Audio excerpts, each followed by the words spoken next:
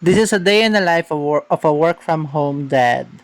Ito yung realistic approach na papakita ko sa inyo. Hindi yung mga napapanood ninyo online na kung ano-ano yung mga ginagawa. Ito yung realidad ng isang work from home na tatay. Okay? So, tignan natin. Siyempre, start tayo sa breakfast yan. Kumakain pa, cheers pa siya. Tapos, pakita ko sa inyo yung work ko. Ganito yung trabaho ko.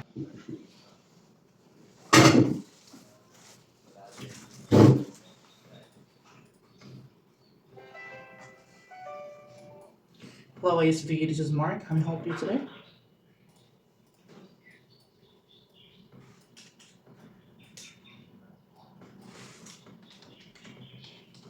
A clock spring for a Renault Megane.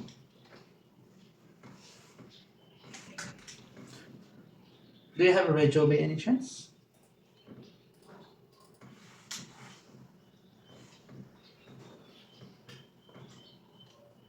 Three two zero J for Juliet,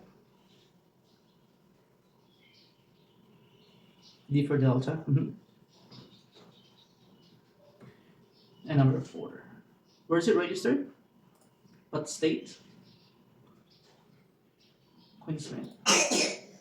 Okay, just a second.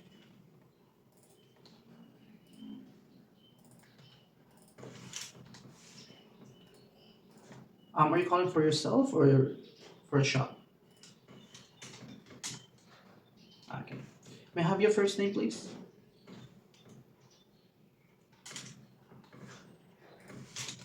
Thank you, Neil. We'll definitely go ahead and chase this clock spring for you.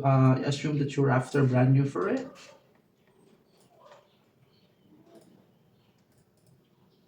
Mm-hmm.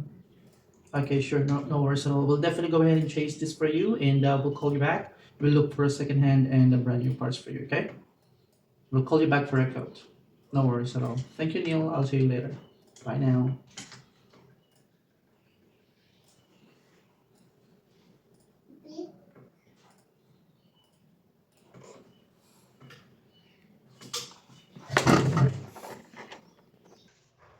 Jadi. Hi.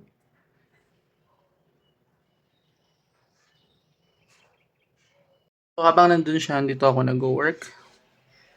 Ayan.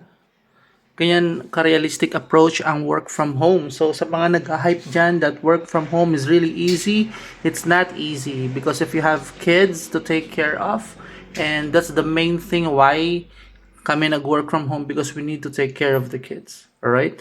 So, ngayon, kanina, nagising ako ng 5 a.m.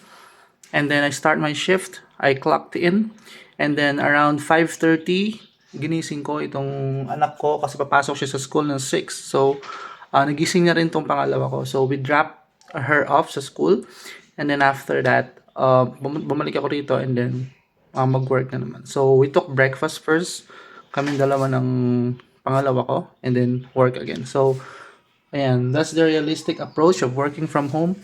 Mabuti lang dahil yung client ko is taga-Australia sila, and then I have lenient time.